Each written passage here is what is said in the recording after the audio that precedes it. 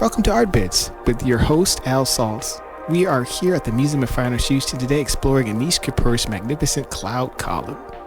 Anish Kapoor is a celebrated British Indian artist known for his awesome, inspiring installations. The cloud column, crafted by a polished steel, weighed 27,000 pounds and stands impressively near 30 feet tall, positioned in the Brown Foundation Plaza near the Glassell School of Art. The masterpiece invites reflection, both literally and figuratively. Its unique concave front mirrors surround the viewers, creating a stunning visual interplay.